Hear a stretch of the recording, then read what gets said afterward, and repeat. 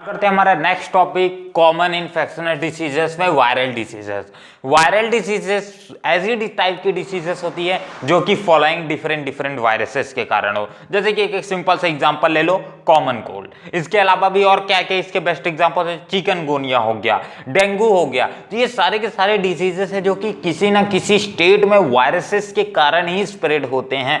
मतलब वायरस यानी micro organism से एक इंसान से दूसरे इंसान में, और इनकी ट्रांसमिशन स्पीड दूसरे इन्फेक्शनल डिसीजेस से ज्यादा तेज होती है। तो बात करते हैं पहला common cold. Common cold mainly एक वायरस के कारण होता है जिस वायरस का नाम है राइनो वायरस। राइनो वायरस एक नॉर्मल कैटेगरी का वायरस है जो कि एक इंसान में स्नीजिंग या फिर बोल सकते हो बार बार स्नीजिंग इफेक्ट ऑकर कर सकता है, या फिर उसको कॉमन कोल्ड यानी कॉमन सर्दी बोल सकते हो ला सकता है उसमें। अब देखो कॉमन कोल्ड में होता क्या है। कॉमन कोल्ड एक ऐसी टाइप की डिसीज है जो मेनली रिस्पिरेटरी पासेज के ऊपर डिपेंड करती है। मतलब रिस्पिरेटरी पासेज जो हमारे नेसल्स है उसके ऊपर इफेक्ट करेगी, नोज के ऊपर इफेक्ट करेगी, बट ओवरऑल रिस्पिरेटरी ऑर्गन यानी लंग के ऊपर कोई भी इफेक्ट नहीं करेगी।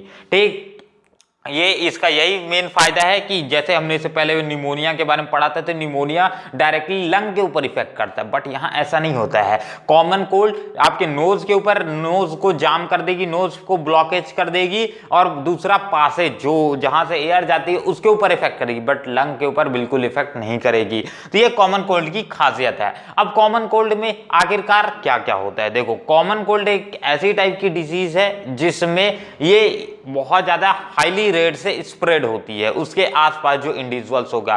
क्योंकि इसके सिम्टम्स क्या हैं, जैसे कि कैसे स्प्रेड होगी, सबसे पहले ये समझो। देखो नॉर्मल बात में जो भी इंसान जिसको कॉमन कोल्ड हो गया है वो इनहेल एक्सहेल बार बार करेगा। इनहेल एक्सहेल करने के कारण उसके माइक्रो पार्टिकल्स यानी माइक्रो ऑर्गेनिजम्स, यही राइनो वायरस उसी ऑर्गेनिजम्स उस एयर के थ्रू बाहर निकलेंगे, और वही एयर आप इनहेल करोगे तो आपको भी सर्दी हो जाएगी। तो ये एक पहला मेथड है। दूसरा मेथड क्या, आप उसके अगर कंटामिनेटेड ऑब्जेक्ट्स का इस्तेमाल करते हो, कंटामिनेटेड ऑब्जेक्ट्स मतलब उसकी यूज की हुई चीजों का इस्तेमाल करते हो, तब यहाँ स्प्रेड होने का खतरा सबसे ज्यादा होता है। जैसे कीबोर्ड, माउस, या फिर उसके क्लॉथ, उसके यूज की हुए खाने की चीजें, तो ये सारी चीजें उससे भी फैलने का खतरा रहता है। तो ये होता है क्या ऐसे इस इन्फेक्शन बढ़ेगा।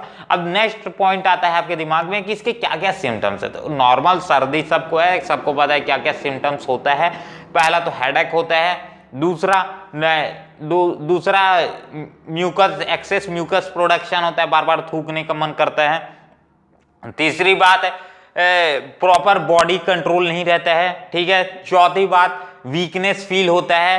पांचवी बात फूड का टेस्ट नहीं आता है। देखो सबसे पहली बात, अगर आपको कोई भी फूड का टेस्ट करना है, फूड अगर नॉर्मल एक इंसान तभी फूड को पूरी तरह से टेस्ट कर सकता है, टेस्ट करके बता सकता है हाँ भाई इसका ऐसा स्वाद है।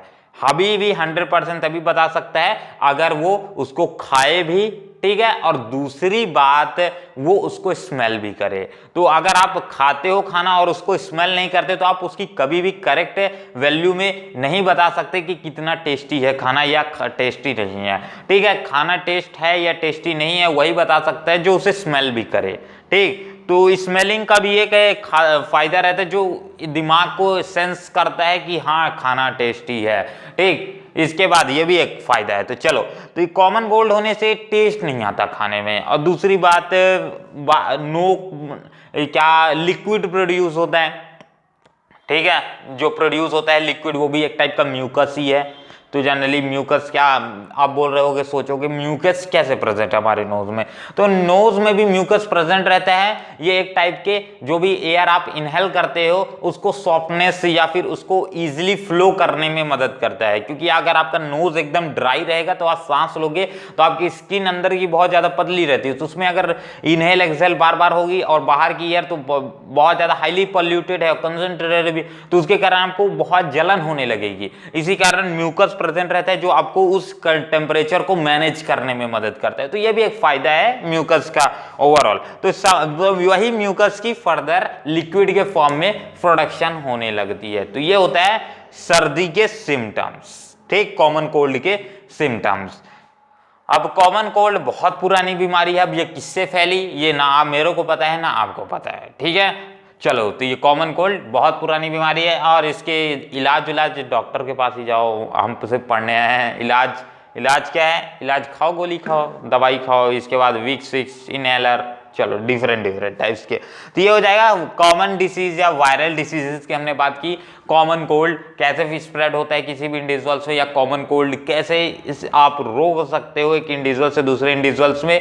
आप एक इंडिविजुअल से दूसरे इंडिविजुअल से फैलने से तभी रोक सकते हो अगर आप उसकी यूज की हुई कंटामिनेटेड ऑब्जेक्ट या फिर थिंग्स को आप इस्तेमाल ना करें, ठीक, उसके ज्यादा कांटेक्ट में ना रहें, थोड़ा दूरी बना के रखें, तो आप स्पेस को स्प्रेड करने से बचा सकते हो। चलो, तो ये हो जाएंगे कुछ इसके प्रिवेंशन मेथड्स। अब बात करते हैं जो भी वायरल डिसीजेस रहती हैं, वायरल डिसीजेस के अंदर और डिफरेंट टाइप्स की डिसीज आती है जो मेनली बहुत ज्यादा फेमस है। पहला तो डेंगू, ठीक है, दूसरा इसके बाद चिकनगुनिया। तो ये कुछ टाइप की डिसीजेज जो कि वायरस के कारण ही फैलती हैं और बहुत ज़्यादा पॉपुलर है।